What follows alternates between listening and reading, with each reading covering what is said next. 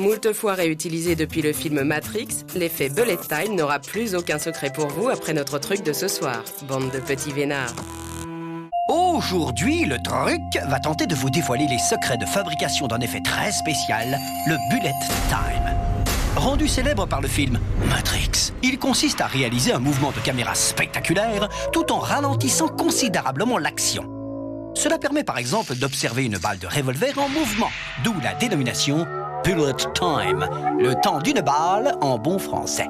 La réalisation de ce trucage nécessite un studio, car comme vous allez le voir, il faut une précision extrême qui serait très difficile à obtenir en extérieur.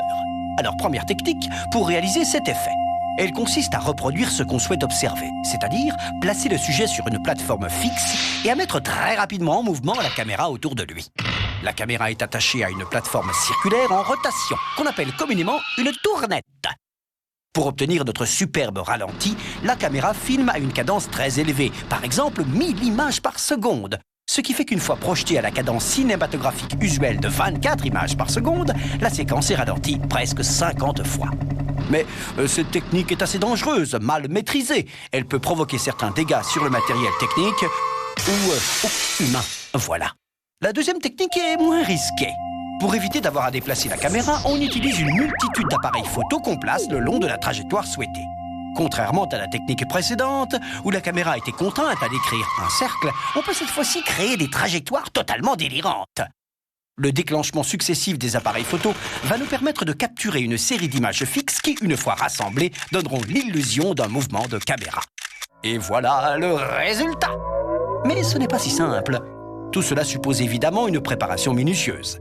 On simule d'abord la trajectoire de la caméra en images de synthèse. Puis, on détermine le nombre et les positions des appareils photo nécessaires.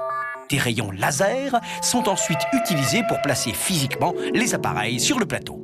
Quant au décor de cette scène, il devra lui aussi correspondre au mouvement de caméra. Il est réalisé en images de synthèse et filmé par la caméra qui avait permis de mettre en place les appareils photo. Il ne reste plus qu'à l'incruster derrière notre personnage. Pour en finir, sachez que vous pouvez simuler cet effet avec peu de moyens. La technique repose alors sur la patience de votre acteur et sa capacité à reproduire de nombreuses fois la même action. Il vous suffit de filmer plusieurs fois l'action avec une seule caméra en vous déplaçant progressivement le long de la trajectoire souhaitée. Pour rivaliser avec les techniques professionnelles, une centaine de prises seront nécessaires. Les qualités physiques de votre acteur seront donc déterminantes.